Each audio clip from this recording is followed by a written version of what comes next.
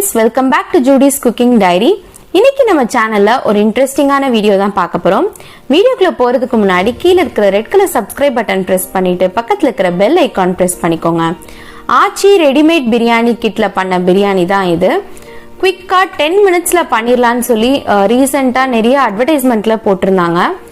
So இதோட output எப்படி இருக்கு அப்படிங்கறத வீடியோட கடைசியில சொல்லியிருக்கேன். வாங்க வீடியோக்குள்ள போலாம்.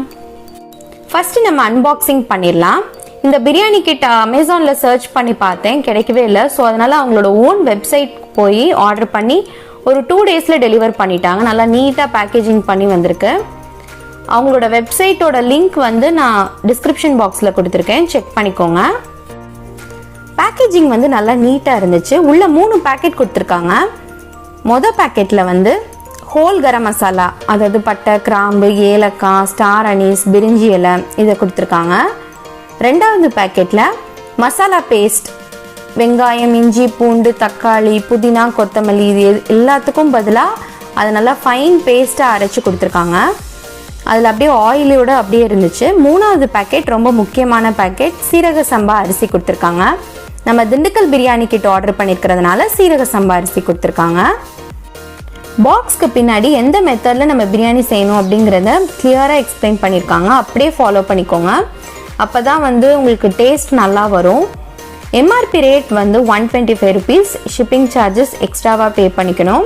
இந்த கிட்டோட சேமியா பாயசம் மிக்ஸும் வந்து ஃப்ரீயாக கொடுக்குறாங்க. இப்போ பிரியாணி செய்கிறது எப்படின்னு பார்க்கலாம் வாங்க. ப்ரெஷர் குக்கரில் 50 ml நெய் இல்லைன்னா எண்ணெய் சேர்த்துக்கோங்க. நான் நெய் தான் சேர்த்துருக்கேன். நல்லா சூடானதுக்கப்புறம் ஃபஸ்ட்டு பேக்கெட் ஓப்பன் பண்ணி சேர்த்துடலாம். ஸோ இந்த மசாலா ஐட்டம்ஸ்லாம் நல்லா வறுபட்டதுக்கப்புறம் நான் சிக்கன் பிரியாணி செய்கிறதுனால 1/2 கிலோ அளவுக்கு சிக்கனை சேர்த்துட்டு ஒரு 2 மினிட்ஸ் லோ ஃப்ளேமில் சாட்டே பண்ணிக்கணும். இதே இது மட்டன் பிரியாணி செய்கிறீங்கன்னா வேக வச்ச மட்டன் சேர்த்துக்கோங்க. இதே வெஜிடபிள் பிரியாணி செய்கிறதா இருந்தாலும் வெஜிடபிள் சேர்த்துட்டு 2 நிமிஷம் வதக்கி விட்டுக்கோங்க. 2 நிமிஷம் கழித்து நம்ம மசாலா பேஸ்ட் சேர்த்துக்கலாம். இந்த மசாலா சேர்த்த உடனே நம்ம ஹோட்டல்ஸில் செய்கிற அந்த பிரியாணியோட ஃப்ளேவர் அப்படியே வந்துச்சு. ஸோ மசாலா சேர்த்ததுக்கப்புறம் 5 நிமிஷம் மீடியம் ஹை ஃப்ளேமில் வச்சு வதக்கி விட்டுக்கோங்க. கண்டிப்பாக 5 நிமிஷம் வதக்கி விட்டுக்கோங்க, இல்லைன்னா மசாலா சிக்கனில் சார்ந்து வராது. கைவிடாமல் கொஞ்சம் வதக்கிக்கோங்க, இல்லைன்னா அடி பிடிச்சிரும்.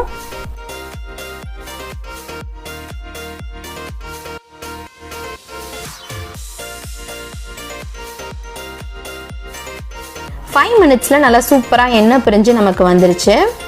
ஸோ இந்த ஸ்டேஜில் நம்ம தண்ணி சேர்த்துக்கலாம். எப்படியாவது மெஷர் பண்ணி 400 ml கரெக்டாக ஊற்றிக்கோங்க. கொஞ்சம் அதிகமாக ஊற்றிட்டீங்க அப்படின்னா அரிசி வந்து உங்களுக்கு சாதம் வெந்து வர்றப்ப ஸ்டிக்கியாக இருக்கும். ஸோ 400 ml ஊற்றினதுக்கு அப்புறமேட்டு அரிசி சேர்த்துக்கலாம். தண்ணி வந்து கொதிச்சு வரணும் அப்படின்லாம் கிடையவே கிடையாது. நம்ம செய்கிற பிரியாணி மாதிரி இல்லை, டைரெக்டாக வாட்டர் ஆட் பண்ணிவிட்டு ரைஸ் ஆட் பண்ணிக்க வேண்டியதான்.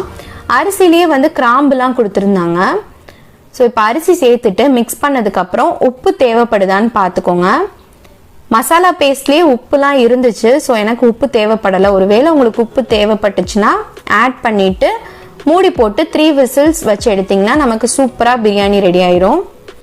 3 விசில் மீடியம் ஃப்ளேமில் வச்சுட்டு நல்லா ப்ரெஷர் ரிலீஸ் ஆனதுக்கப்புறம் ஓப்பன் பண்ணி பார்த்தோம்னா நல்லா உதிரி உதிரியா வாசனையா ஹோட்டல்ஸில் சாப்பிட்ற அதே டேஸ்டோட திண்டுக்கல் சிக்கன் பிரியாணி நமக்கு ரெடி ஆயிடுச்சு. பிரியாணி செஞ்சதுக்கான எந்த ஒரு எஃபர்ட்டுமே இல்லை, ரொம்ப ஈஸியாக 15 மினிட்ஸ்லேயே நமக்கு பிரியாணி செஞ்சு முடிச்சிருவோம். கண்டிப்பாக இந்த பிரியாணி கிட்ட வந்து நான் ரெக்கமெண்ட் பண்ணுவேன். இந்த பிரியாணி ரெடி பண்ணுறதுக்குள்ளே பார்த்தீங்கன்னா சைட் பை சைட் பாயசமும் பண்ணி முடிச்சிட்டேன். 1/2 லிட்டர் அளவுக்கு பாலை நல்லா கொதிக்க வச்சுட்டு அந்த ரெடிமேட் சேமியா பாயசம் மிக்ஸை சேர்த்துக்கோங்க. சேர்த்துட்டு மீடியம் ஃப்ளேமில் வச்சுட்டு 5 to 6 மினிட்ஸில் நமக்கு பாயசமும் தயாராகிடும். இதுலேயே வந்து அவங்க வறுத்த சேமியா, முந்திரி பருப்பு, கிஸ்மிஸ் பழம், அப்புறம் ஏலக்காய், பிஸ்தாலாம் இருந்துச்சு. இதுலேயே அவங்க மில்க் பவுடர்லாம் சேர்த்துருந்தாங்க. ஸோ நல்லா வாசனையாக ரொம்ப டேஸ்ட்டாகவும் இருந்துச்சு.